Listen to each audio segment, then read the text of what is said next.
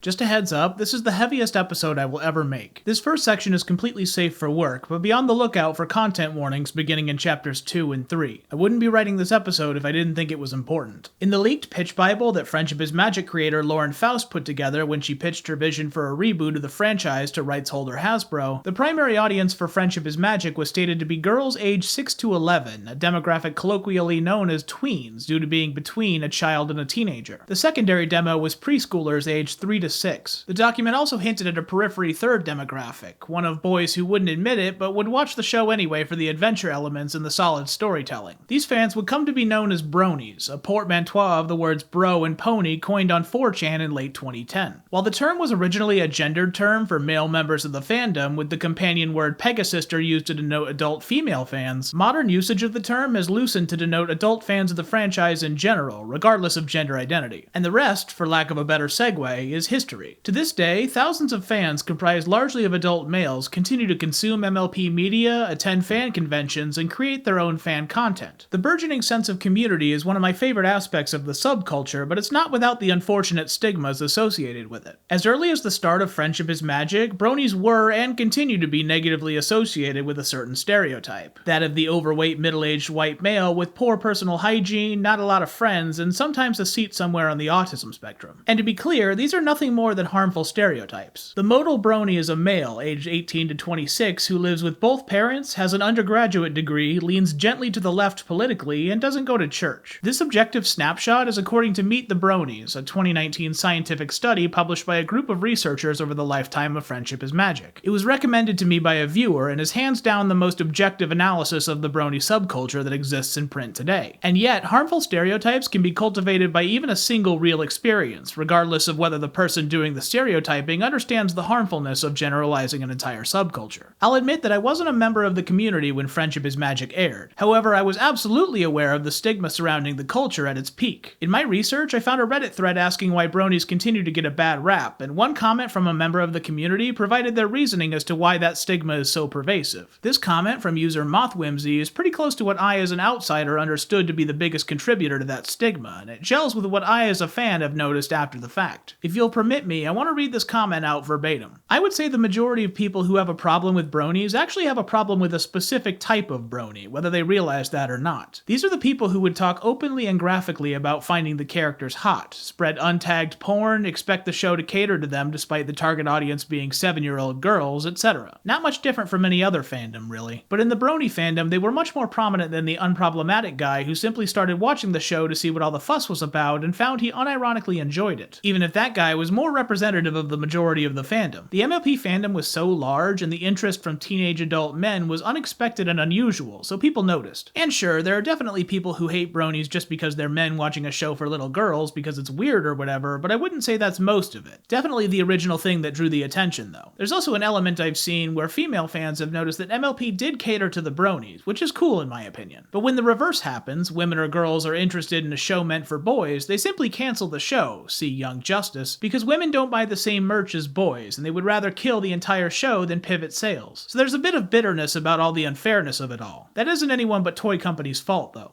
Not everyone who enjoys My Little Pony is a minor, but they are here. I agree with a lot of the sentiment here, starting with the understanding that the people most responsible for brony's bad reputation represent a very loud minority of fans that, due to the fandom's size at its peak, became increasingly common and focal in the eyes of the general population. And I agree, a lot of this is common sense internet etiquette stuff. Tag your damn porn, you're not the only one using the internet. But the interesting bit about this characterization that I want to touch on is this idea of the existence of a subset of adult fans that expected the show to cater to them. More and more often, I find myself thinking that we as a collective fandom, at least a little, invaded this space that, while very inclusive, was meant primarily for younger girls. There's nothing wrong with enjoying the same content, but it feels to an extent like there was this underlying tension and expectation amongst part of this new audience that the show should cater somewhat towards the adult male audience, since they were suddenly the ones with functioning bank accounts buying up merchandise in droves. And as the comment suggested, beginning in seasons 4 and 5, the show actually did begin to cater to the brony audience, with a bigger focus on strong action, a slight cynical edge, and reference references to memes that were birthed by the brony fandom itself. There's a TV trope called the girl show ghetto, an exploration of the double standard in the film and TV industry that media made for women and girls is somehow of lesser quality, to be enjoyed out of the way, away from the much larger subset of media made for men. It's understandable, especially if you were within Friendship is Magic's original demographic, to feel a little jaded about having been given this really well-crafted show created and originally run by a woman with a long history of amazing work in the industry, only to have its focus pivot slowly away from your taste towards the tastes of a general audience. In my time online, I've seen a couple of critiques of this point. One of the most popular points I hear claims that MLP is for everyone, a claim that I feel is sort of missing the forest for the trees. Yes, it's possible for people of all ages to find enjoyment in a piece of media made for young girls, and an adult is not going to burst into flames because he accidentally watched an episode of My Little Pony. But everyone, both inside and outside the fandom, must accept the fact that My Little Pony is a multimedia franchise that aims to make a profit for rights holder Hasbro, and the primary way they do that is by creating and selling merchandise, for whom Hasbro has repeatedly stated, both out loud and on brand materials, that their primary demographic has always been young girls. It's on their damn website. To be clear, there is absolutely nothing wrong with consuming and enjoying merchandise as an adult that was made for a younger demographic, but for a large majority of fans, I feel as though it's necessary to understand that the show was not meant for us. A similarly common critique I hear takes the form, MLP can't be for girls because it has this thing in it. It's become a meme at this point that whenever someone tries to contradict the status of Friendship is Magic as a show for girls, that the counterexample clip they use is always the fight scene between Twilight and juiced up T-Rex. And to be fair, I will give credit where credit is due. That entire scene slaps. It's easily the most well-animated segment in the entire series, and the Naruto kid in me loves a good fight scene. The problem I find with that argument is that it feels like it's just a step removed from that historically cloudy space between something being a kids movie and a family movie. A semantic gray area that really just means that a piece of media is acceptable for children to watch regardless of whether adults can get enjoyment out of it. My current favorite movie, Jumanji, could safely be classified as a family movie, but that didn't stop Robin Williams from getting shot at, attacked by spiders, and suplexed by a crocodile now, did it? A piece of media is allowed to have elements that appeal to people outside their primary demographic. My entire childhood is an evidence locker of things that the creators tried to get past the censors, whether I recognized them at the time or not. He made us in his laboratory by accident. Don't worry, Professor. I was an accident, too. Yes, dancing. I'd like to see you dance. Oh, okay, but it's $50 extra. I understand that tweets like these are usually phrased as jokes not to be taken too seriously, but they have this underlying logic behind them that I find not harmful, more concerning. The idea seems to be that this piece of media has something in it that I think is cool, so it can't be for girls, because if this show is for girls, then that means I like a show for girls. A line of reasoning that makes some pony fans uncomfortable for one reason or another. Shunks did a video where he revisited John Delancey's 2013 documentary Bronies, the extremely unexpected mouthful of a title for fans of My Little Pony. And Shunks was perturbed to look back at early attitudes and assertions among fans that this show is very manly and I am definitely not gay for liking it. I think I asked if they were gay. Amongst early fans, there was an ambient sense of unease that they would be looked down upon for having a core interest that might be considered girly, and I get that. My parents know what I do for a hobby, and my dad in particular is finally starting to come around to it, but I still keep that side of me locked away from my wife's side of the family, mainly since I don't know them as well as my own parents. I understand wanting to protect your sense of self, but if you're blatantly miscategorizing the stuff you like to make yourself feel better, that doesn't seem like the best coping mechanism. This is the pot calling the kettle gray here, but my advice is just to enjoy what you like, regardless of what others think. You might get some weird looks when you tell people about it, but at least you won't be lying to yourself. As a member of the My Little Pony community, I have one rule. I mean, I have a few rules, but there's one rule I hold above all others, one that I refuse to break when it comes to the pony community. Adult content is strictly opt-in. I don't show adult content to someone who doesn't ask for it, and I mark all videos and art I make if I talk about or show something too intense. About 1/10 of my viewers are minors. That's not a guess, because I have actual YouTube stats to back it up. It wouldn't be a stretch to believe that the My Little Pony fan base has partially supplanted the intended audience the show was marketed towards. But minors are still here. They're a more vulnerable demographic than adults, and honestly, they were here first. How many adults do you think were genuinely engaging with the pony half of My Little Pony and Friends back in 1986? Maybe a few, but a figure completely eclipsed by the current fan base by several orders of magnitude. As the secondary audience for a children's show, it's our responsibility not to leave adult content out and unmarked in public spaces. reviews. When I was a kid, I stumbled across Rotten.com, an unmarked, now defunct shock website where I, a 12-year-old, could just casually browse images of real-life gore. In hindsight, I wish I hadn't seen that. A lot of folks don't seem super keen on making visitors to their online content aware that the stuff they're about to look at isn't safe for work in the slightest, but as a community, I think we can and should do better. Take my internet footprint, for example. I'm an adult member of the My Little Pony community who makes monthly videos on the franchise and has represented the community at multiple conventions. I just passed 16,000 subscribers, and according to the stats I showed you earlier, 9% of those individuals are under the age of 18. That means that I have at least the casual interest of almost 1,500 underage viewers. As a well-adjusted adult, that number freaks the crap out of me. It's our responsibility as a member of the community to be at least a little considerate about the fandom's more vulnerable members. Could you imagine if I didn't have the best interests of minors at heart?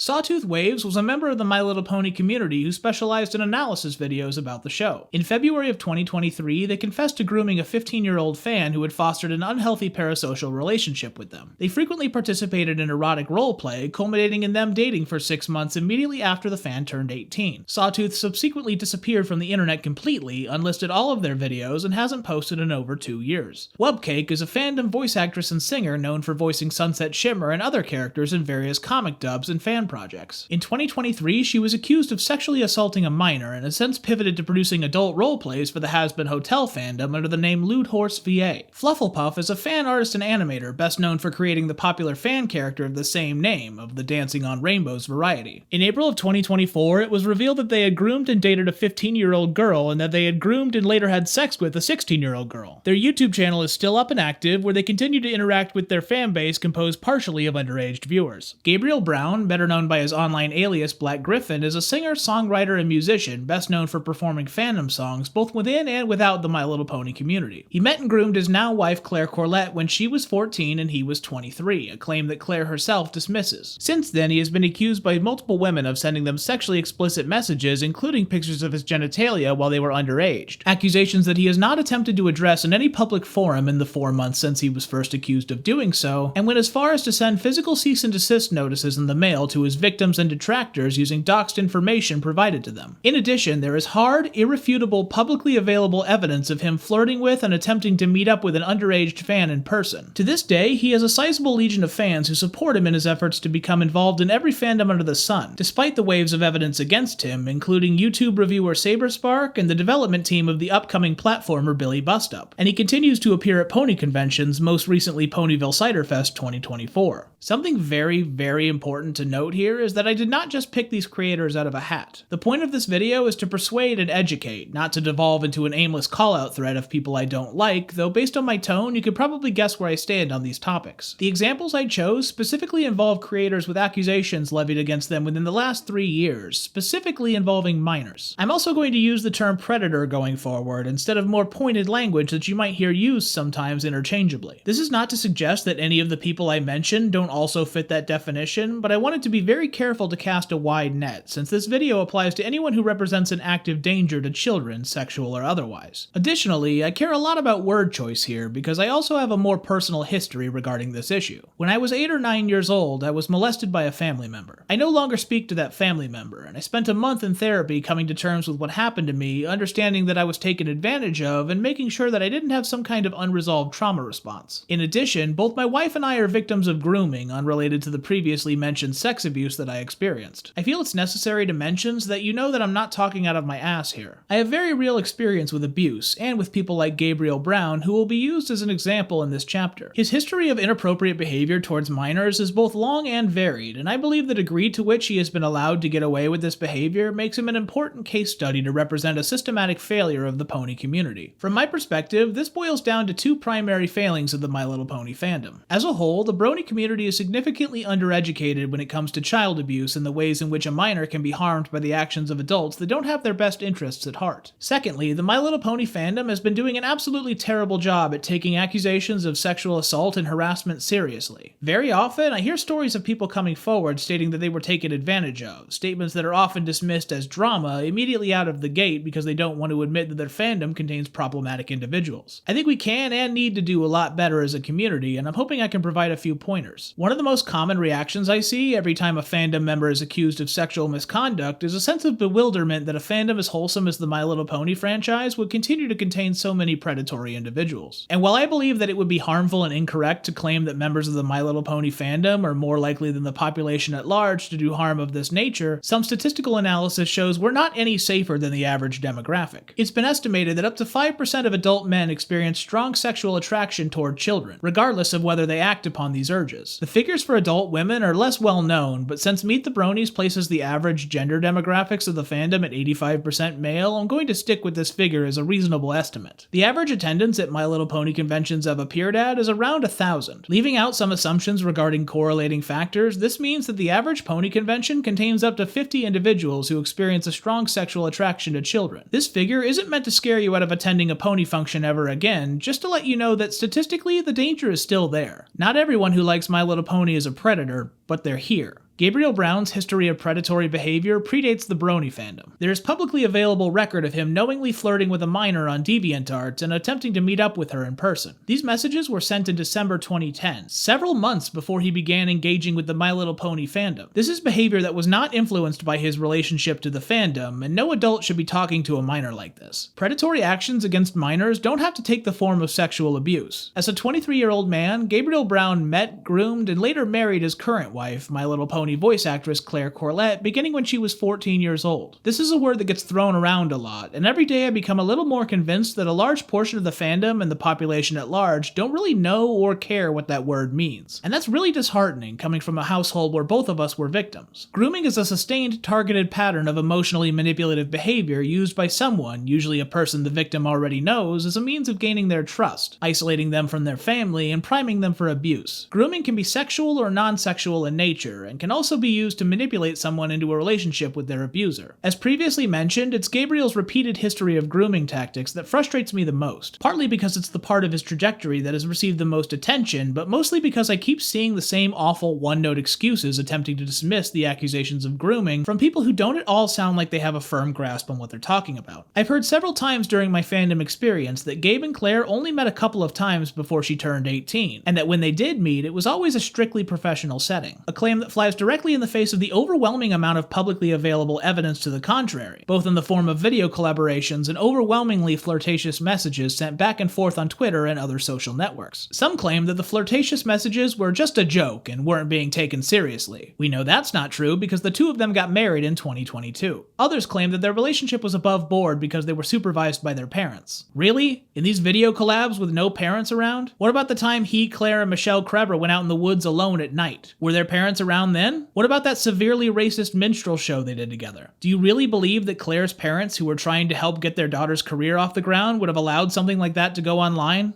Really? I've also heard the excuse, well, it was okay because she asked him out first. This is what grooming for a romantic relationship means. The previous groundwork of emotional manipulation provides a sense of plausible deniability in favor of the abuser. The idea that, I can't be the bad guy, she came to me first. This is how groomers operate. That alone does not absolve him. Gabe and Claire have also both claimed that their relationship is above board because both their parents also have a similarly sized age gap. Except that their parents didn't meet when they were minors, did they? One of the grossest excuses I've seen claims that Gabe could not have groomed her because he identifies as a sex-repulsed asexual. Beyond being phenomenally offensive to members of the asexual community, we've already covered that grooming is not necessarily sexual in nature and frequently has nothing at all to do with the groomer's MO. Most recently, Claire herself has stated outright that she wasn't groomed by Gabe, and while I accept her sense of agency to claim that, it's also not uncommon for victims of grooming not to realize that they were groomed until later in life. Around the time of Gabe and Claire's marriage, YouTuber Saberspark, Gabriel's close friend, stepped in to dismiss the accusations of grooming on his friend's behalf, on the grounds that Claire's father was abusive toward her and Gabriel was saving her from an abusive parent. In another post, he would go on to deliver the now infamous line, "It was weird, but it was legal." Leaving alone the observation that what is legally right and what is morally right are two completely different distinctions, I like to point out the seemingly obvious observation that the statements Gabriel groomed his wife and Claire was abused by her father are not at all mutually exclusive statements. What kind of comic book world do you live in where one party being bad automatically makes the other party in the right? In fact, it is overwhelmingly common for abusers to take advantage of a target's fractured home life in order to get close to their victim. Saberspark did a seriously irresponsible amount of harm in Gabriel's situation by broadcasting his outright dismissal of the accusations to his over 2 million followers. Members of any community have a responsibility to treat accusations with the due degree of seriousness that they deserve, especially one that, as previously stated, has such a large percentage of underage members. By dismissing accusations of this nature outright, Saber set a bad example to his followers on how to approach serious situations like this. A fandom as diverse as ours should be taking accusations of this nature more seriously, not less. As time went on, more accusations of disturbing actions from Gabriel continued to surface. I am absolutely astonished by the sheer number of individuals who dismiss these claims on the flimsiest of excuses that refuse to outright engage with the accusations at hand. Excuses like he couldn't have messaged those girls because he was in the Navy at the time, despite the earlier mentioned flirtatious DeviantArt messages sent from his account while he was deployed in 2010. Excuses like why didn't they come forward earlier if the event in question happened so long ago, when there are publicly available statistics that the victims of sexual abuse often don't immediately come forward, if at all, due to shame, trauma, intimidation, or the belief that they won't be believed, an environment that only solidifies when individuals of all notorieties refuse to take accusations like this seriously. Do you know how long I was molested by my family member before I told my parents? I was repeatedly told that I would be called a chicken if I ever told anyone what he was doing to me. Excuses like, this isn't real, this person is just lying for clout, which isn't an argument as much as it is a bad faith refusal to engage with the situation in any meaningful way. No one is asking you to believe an accusation without meaningful evidence, but outright dismissing accusations on these grounds is some inexcusably evil shit.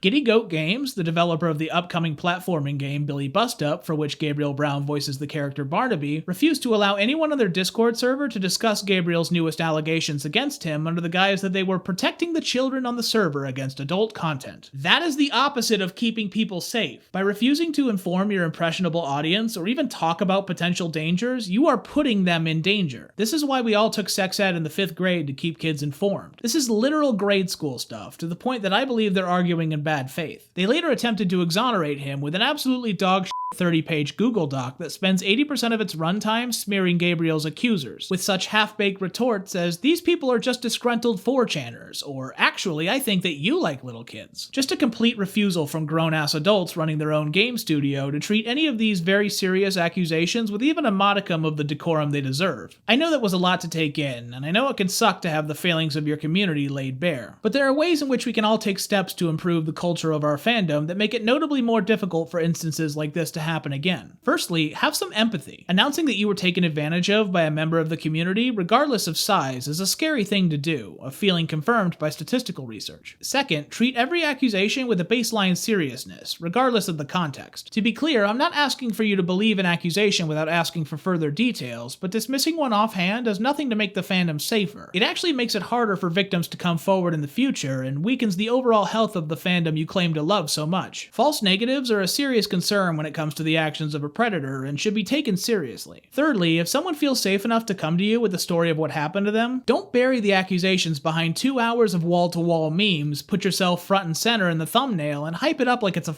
album drop. We can do better, but it takes a little effort. In June 2020, Caitlin Tiffany published an article for The Atlantic, an article that quickly became one of the most famous My Little Pony think pieces ever drafted by a person outside the fandom. The article, entitled My Little Pony Fans Are Ready to Admit They Have a Nazi Problem, attempts to illuminate and explain the extreme prevalence of Nazis, white supremacists, and other bigots in a fandom based on friendship, kindness, and treating others as equals. And for as much heat as that article got at the time, she's right. The My Little Pony fandom has a Nazi problem. Because to claim otherwise would be to assert that all fandoms have an acceptable level of Nazis, which we do, and that number is 0. Just like when I discussed bronies earlier, there are 2 questions that always get asked when someone learns about this issue. The first is, how in the world are people with such hateful beliefs able to square their values with their appreciation of a show that extols the virtues of treating each other with love and respect? And for the life of me, I cannot tell you. Honestly, I would guess that they probably don't care about the show that much if those are the lessons they're gleaning from it. The reasoning surrounding why they exist in the first place is actually very similar to why you see so many hateful, prejudiced people in gamer, furry, and other fandoms fandom spaces. These fandoms come together in online spaces of people who have specific interests, including many who are often disaffected or don't want their current or former passion to seem weird or stupid to their peers. I love that sense of community the fandom gives me, but I also mentioned in Chapter 1 that I still haven't told my whole family, and I've been here for 5 years. Emboldened by the core feature of the internet that is its anonymity, neo-Nazi recruiters love to hammer on this tactic of providing these new and old fans with a misguided, hateful reason for their negative feelings, and their targets are more often than not receptive to those excuses. It's especially sinister when recruiters try to bury the lead under dozens of layers of irony. In an attempt to curtail all the factual atrocities that the Nazis committed that we learned about in high school, this winking confirmation that nothing they're saying is serious at first and that they're all just being edgelords brings the target's guard down and makes them more receptive to the ideas being presented. It's an attitude that impacts the fandom on some of the highest levels. In the summer of 2020, Derpy Buru, the current most popular fandom image board, announced they would be cracking down on hateful images and that Nazi imagery would no longer be allowed on the site. This caused a lot of complaining from several famous fandom artists to the point that the site's mods relented and they backpedaled to allowing Nazi content on the board. If the mods on the site aren't Nazis themselves, they certainly made no effort to tell them that they aren't welcome. Sethisto, the current head of Equestria Daily, has a documented history of defending images of Ariane the Nazi horse as well as retweeting art from obvious white nationalist accounts. For the latter, he made several poor excuses, including "I'm stupid, not evil," and "I don't vet the artists I repost." In my opinion, if you run the Twitter account of the most popular pony publication with over 86,000 followers, you should be showing your position more attention to detail than the average fandom member, instead of sleeping on the job and accidentally retweeting fleas. The biggest failure I'm seeing right now revolves around Mare Fair, an annual pony convention that took place in 2023 and 2024 in Orlando, Florida. It was formed and organized by a group of bronies on 4chan that wanted to create their own convention free of censorship. They spent the next 2 years failing to understand why a convention without some degree of censorship isn't sustainable. Over the first 2 convention cycles, I've noticed some extremely troubling activities taking place at the convention that for 2 years have never been specifically addressed by convention leadership, leading many to believe that the convention is at best negligent to the demands of running an in-person convention, or at worst actively agrees with the activities that go unchallenged at their events. Problems like the presence of Ariane the Nazi horse, Mac Tonight, and other racist symbols out and about in public areas. Unchecked casual racism from notable fandom members attending the convention. Accounts of people chanting for religiously motivated hate crimes in the vendor hall, and whatever this edgelord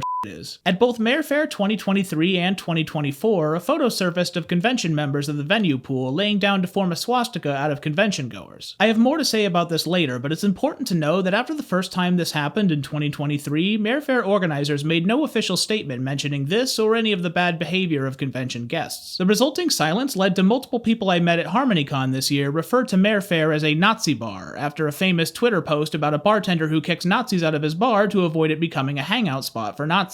Sound familiar? After 2 years of abhorrent behavior, Mare Fair attempted to apologize by posting an extremely vague response to Twitter. I say response because it certainly wasn't an apology. Apart from someone who noticed that the response was very likely to be AI generated, a proper apology has 3 parts. Here's what we did, here's why it was wrong, and here's what we're going to do to make it better. Somehow, whatever this is, fails all 3 of those qualifiers, a completely nothing statement from leadership and a refusal to take accountability for what happened. This next defense is really important, so stick with me. In an attempt to make people aware of the kind of behavior Mare Fair was allowing to let slide, a critic of theirs tweeted a side-by-side photo of 2 of the swastikas people recreated at the 2 conventions. Sometime after Mare Fair 2024, the critic was emailed by the event board. This is not hearsay, as board member Corpulent Brony himself has confirmed the email in question. Hang with me, because the following leap in logic is insane. According to the email, the convention board was contacted by a representative of Myriad, the venue holding the event, because they were concerned that the critic's posts about the poolside swastikas were reflecting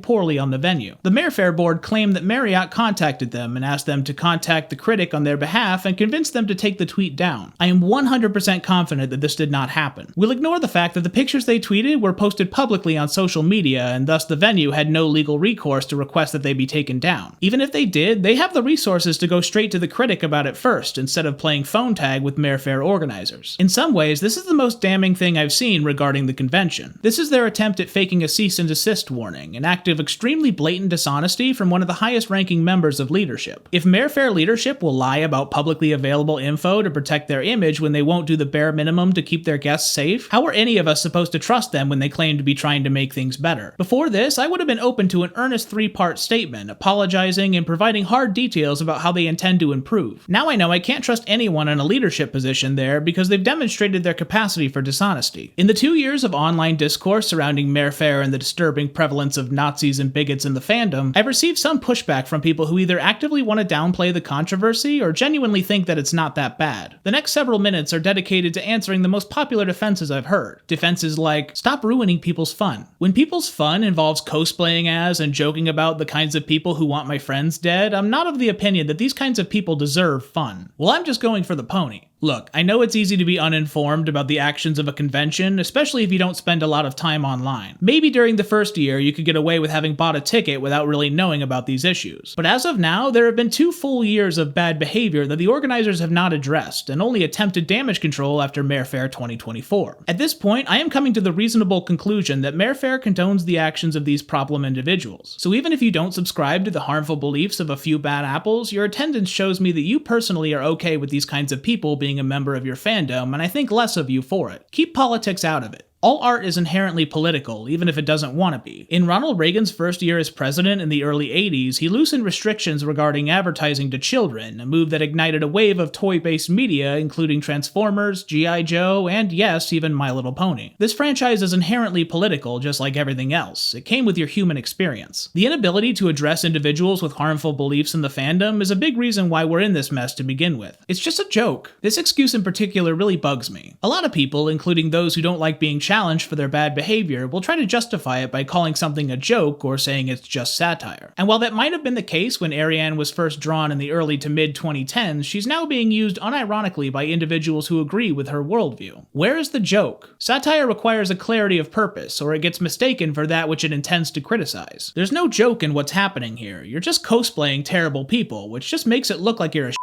Irony is a spear, not a shield. Well, this is the only place I can meet up with my friends, except for Ponyville Cider Fest, Winnie City PonyCon, Everfree Northwest, HarmonyCon, Van Hoover, Festival of Friendship, Griffish Isles, Everfree Encore, TrotCon, Galacon, Chequestria, UK PonyCon, PonyCon Holland, or any of the 24 other pony conventions available literally worldwide. Other fandoms have Nazis too. Well, we're not talking about other fandoms, are we? This statement implies that there is an acceptable number of Nazis in a fandom. As stated earlier, that number is 0. The MLP fandom began on 4chan. What did you expect? This is an explanation, not an excuse. While it's definitely well documented that a large portion of the initial excitement for the series came from 4chan and other associated boards, there's no reason to believe that the fandom can't rise above the environment that helped birth it, especially if it's causing harmful circumstances like this one. Well, I'm a member of a marginalized group, and I had a great time. You don't have to be literally hate-crimed in the hallways in order for convention leadership to be turning a blind eye to abhorrent behavior. The convention can't be bad. They raised a lot of money for charity.